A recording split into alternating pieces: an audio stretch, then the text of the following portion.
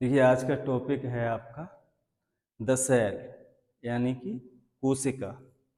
ये हमारे शरीर की बहुत छोटी इकाई है। सबसे छोटी इकाई बॉडी की सेल है। तो सेल के बारे में हम आपको बताएंगे। The cell.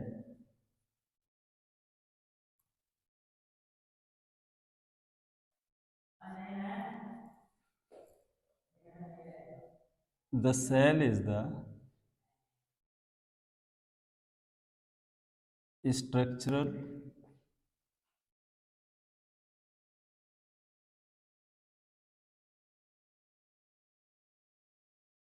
and functional unit of life। कोशिका हमारे शरीर की संरचनात्मक और क्रियात्मक इकाई होती है। ठीक है ना।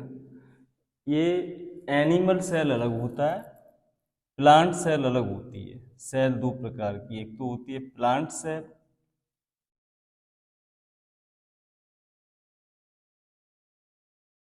और दूसरा होता है एनिमल सेल। ठीक है। इसमें जो प्लांट सेल है, वो मैं प्लांट सेल का डायग्राम आपको बना के दिखा रहा हूँ। प्लांट सेल का स्ट्रक्चर क्या होता है।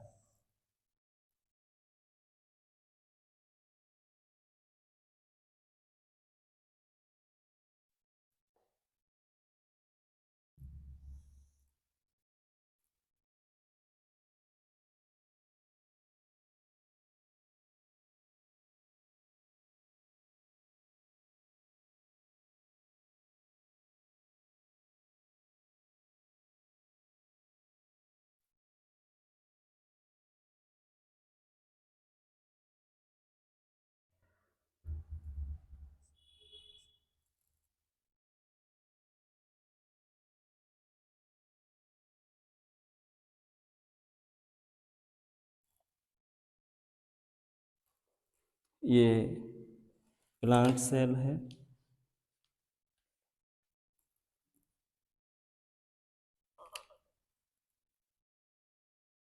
प्लांट सेल के सबसे बाहर आउटर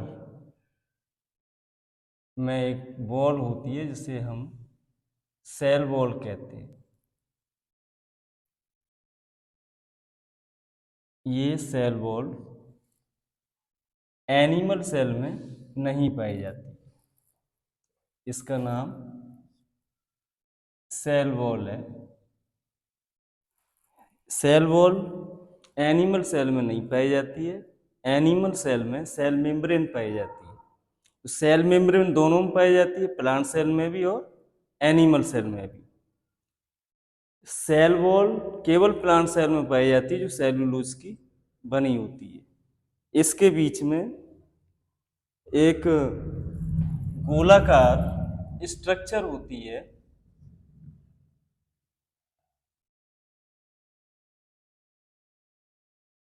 जिसे न्यूक्लियस कहते हैं।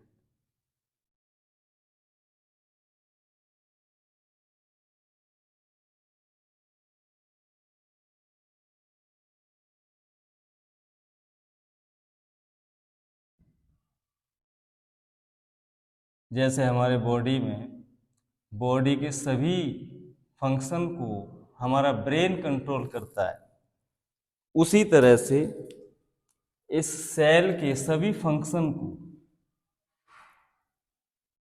न्यूक्लियस कंट्रोल करता है।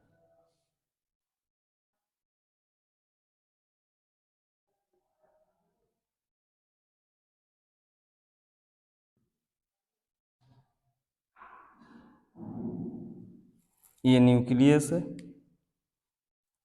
और न्यूक्लियस के अंदर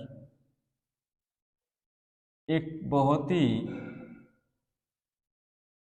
आकार में बड़ी ठोस सिक्के के आकार की संरचना होती है, इस सिक्के के आकार की संरचना को हम न्यूक्लियोलस कहते हैं। इसको न्यूक्लियोलस।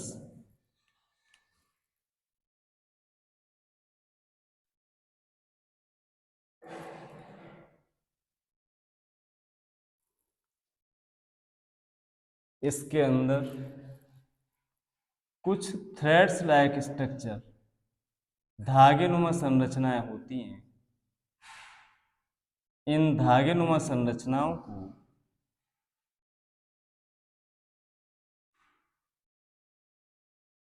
क्रोमैटिन थ्रेड्स,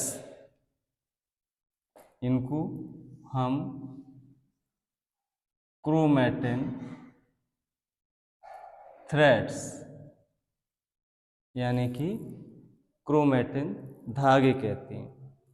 ये क्रोमैटिन धागे जब इसमें मियोसिस डिवीजन की कंडीशन आती है, मियोसिस डिवीजन होता है, तो ये क्रोमैटिन धागे छोटे एवं बड़े हो जाते हैं, छोटे एवं मोटे हो जाते हैं। तब इनको हम गुणसूत्र या क्रोमोसोम्स कहते हैं।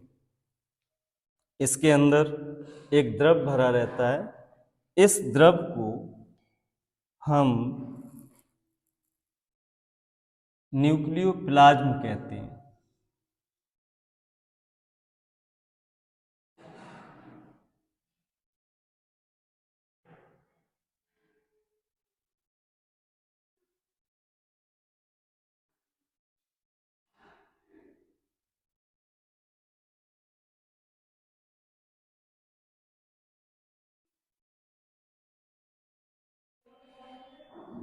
ये जो लिक्विड होता है, इस लिक्विड को न्यूक्लियो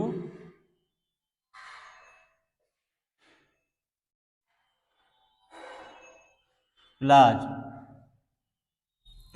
कहते हैं। इसके आसपास लेयर, डबल लेयर पाई जाती है। इस लेयर को न्यूक्लियर मेम्ब्रेन मेम्ब्रेन कहते हैं। ये न्यूक्लियर मेम्ब्रेन एक डबल लेयर होती है, ठीक है ना। तो न्यूक्लियर मेम्ब्रेन सहित और न्यूक्लियर सहित जो केंद्रक होता है, वो पूरा कंप्लीट केंद्रक इस सेल के अंदर, प्लांट सेल के अंदर पाया जाता है। न्यूक्लियर मेम्ब्रेन में सूक्ष्म पोर्स, छोटे छोटे छिद्र पाए जाते हैं। इनको न्यूक्लियोपोर कहा जाता है। न्यूक्लियोपोर कहते हैं। इन न्यूक्लियोपोर से अंदर का द्रव बाहर और बाहर का द्रव अंदर, सेलेक्टिव द्रव, सेलेक्टिव लिक्विड, ये आ जा सकता है, ठीक है। इसके बाद इसमें एक बहुत ही बड़ी वैक्यूल होती है, यानी कि एक रिक्त स्थान होता है। इसको हम वैक्यूल कहते हैं।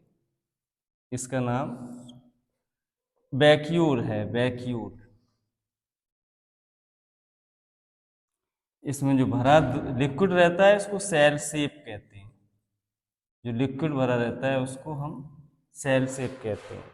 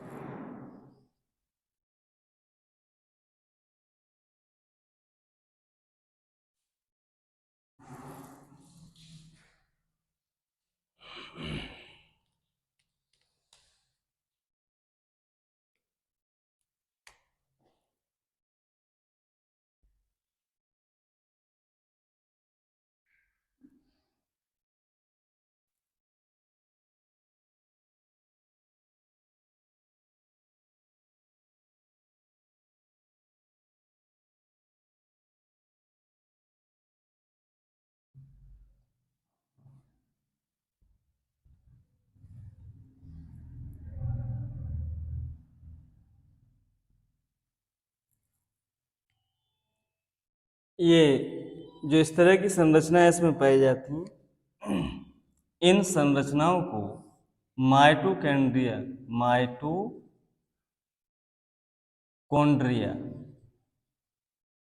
माइटोकॉन्ड्रिया कहा जाता है। माइटोकॉन्ड्रिया को the powerhouse of the cell भी कहते हैं, कोशिका का ऊर्जा गृह। क्यों? क्योंकि माइटोकॉन्ड्रिया के अंदर एनर्जी यानी कि ऊर्जा एटीपी के रूप में स्टोर रहती है। एटीपी के रूप में स्टोर का मतलब एडिनोसिन ट्राइफॉस्फेट के रूप में ये रहती है। ठीक है, इसके अंदर द्रव भरा रहता है।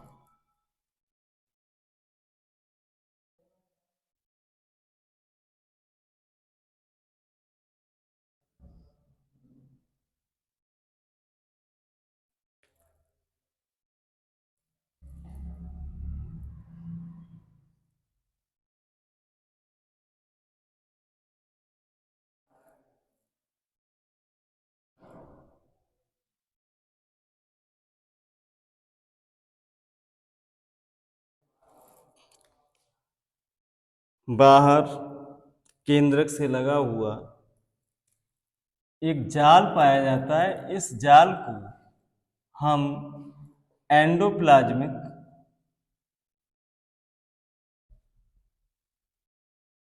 रेटिकुलम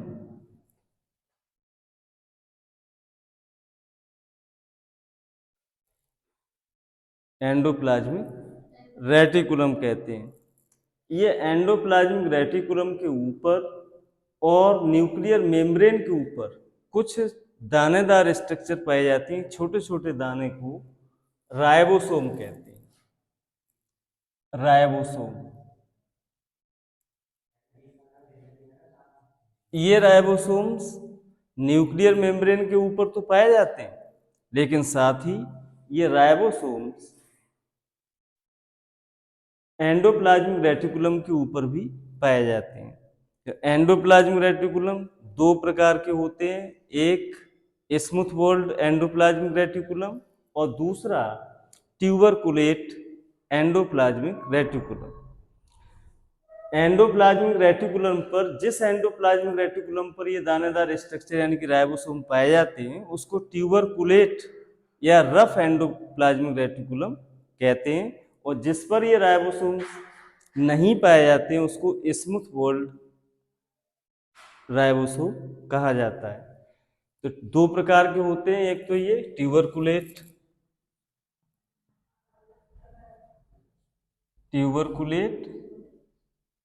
एंडोप्लाज्मिक रेटिकुलम और दूसरा है स्मूथ वॉल्ड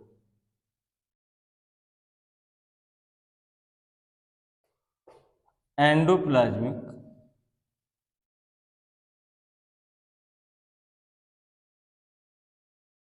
रेटिकुलम। दो तरह के राइबोसोम होते हैं, एक ट्यूबरकुलेट एंडोप्लाज्मिक रेटिकुलम और एक स्मूथ वॉल्ड एंडोप्लाज्मिक रेटिकुलम। यानी कि जिस पर राइबोसोम पाए जाते हैं उसको ट्यूबरकुलेट एंडोप्लाज्मिक रेटिकुलम और जिस पर नहीं पाए जाते हैं उसको स्मूथ वॉल्ड एंडोप्लाज्मिक रेटिकुलम। एक और स्ट्रक्चर इसके कोने में पाई जाती है। इस संरचना को गोल्जी बॉडी कहा जाता है। गोल्जी बॉडी, इसकी खोज कैमिलो गोल्जी नामक साइंटिस्ट ने की थी। गोल्जी बॉडी का जो मेन फंक्शन है, मेन कार्य है प्रोटीन सिंथेसिस, प्रोटीन का निर्माण। तो प्रोटीन सिंथेसिस का काम गोल्गी बॉडी करता है। इसके अलावा जो इसमें पाया जाता है कुछ हरे रंग की संरचना है, यानी कि इसमें प्लास्टिड्स हरे रंग की संरचनाएं पाई जाती हैं। इनको क्लोरोप्लास्ट कहते हैं,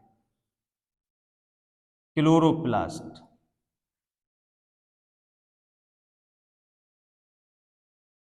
ये ग्रीन कलर की होती हैं। प्लांट में ये क्लोरोप्लास्ट पाए जाते हैं, लेकिन लीफ में क्लोरोप्लास्ट की संख्या अधिक होती है। इसलिए सभी पेड़ पौधों की जो पत्तियां हैं वो हरे रंग की दिखाई देती हैं।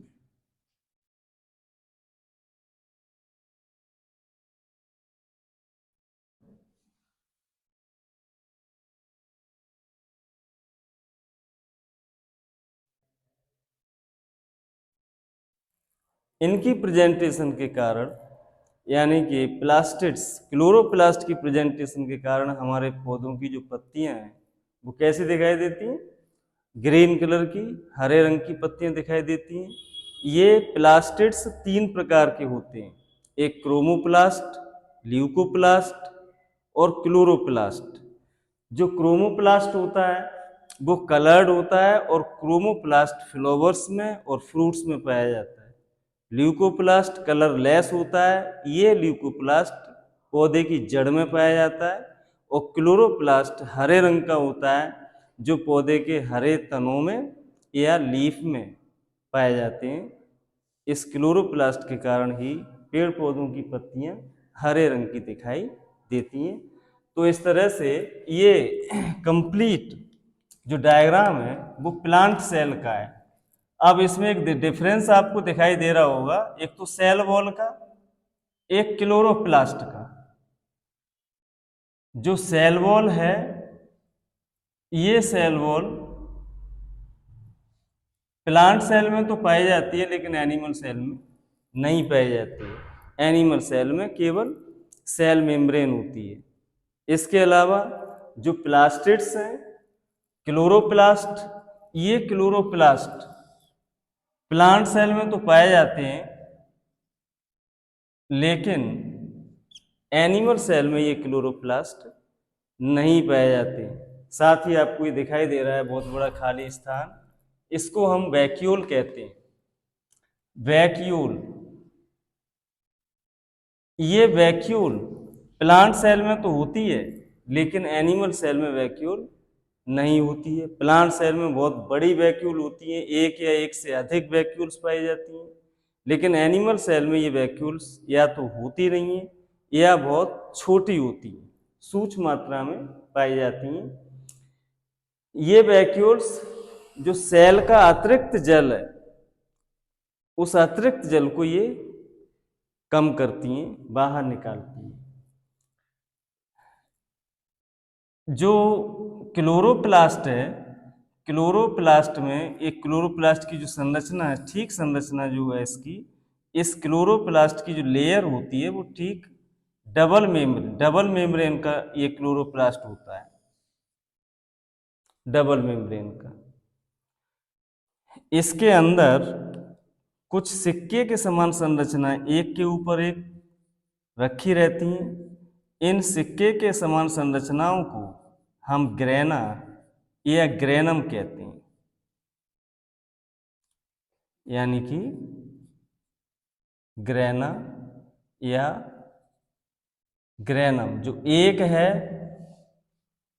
उसको तो ग्रेनम कहेंगे, और एक से अधिक है उसको हम ग्रेना कहते हैं। ये ग्रेनम या ग्रेना जो एक दूसरे से जुड़े हुए हैं, जिस चीज से जुड़े रहते हैं उसको हम थाइलेकोइड कहते हैं, थाइलेकोइड।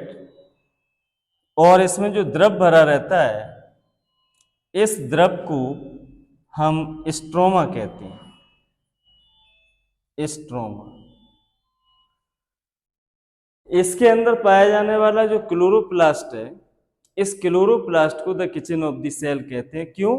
क्योंकि क्लोरोप्लास्ट फोटोसिंथेसिस की प्रोसेस में भाग लेता है सूर्य के प्रकाश की उपस्थिति में। यही क्लोरोप्लास्ट भोजन का निर्माण करता है, यानी कि ग्लूकोज का निर्माण करता है। उसके लिए इसको कार्बन डाइऑक्साइड, जल और सूर्य के प्रकाश की आवश्यकता होती है। तो यानी कि इसीलिए जो पेड़ पौधे होते हैं उनको ऑटोट्रॉफिक कहते हैं। ऑटोट्रॉफिक प्लांट वे पौधे जो अपने भोजन का निर्माण स्वयं करते हैं उनको हम ऑटोट्रॉफिक प्लांट कहते हैं। जिन पौधों में क्लोरोप्लास्ट होता है वो अपने भोजन का निर्माण फोटोसिंथेसिस की प्रोसेस के द्वारा स्वयं करते हैं, और ऐसे प्लांट को हम ऑटोट्रॉफिक प्लांट कहते हैं। तो ये स्ट्रक्चर जो हमने आपको समझाया, ये स्ट्रक्चर एक प्लांट सेल है। प्लांट सेल की अल्ट्रा स्ट्रक्चर है कि प्लांट सेल को जब हम माइक्रोस्कोप में देखेंगे तो उस माइक्रोस्कोप में हमको ये इस तरह का न दिखा, अल्ट्रा स्ट्रक्चर हमको इस तरह की दिखाई देती है, जिनमें nucleus, endoplasmic reticulum, mitochondria, chloroplast, Golgi body, vacuole और साइटोप्लाज्म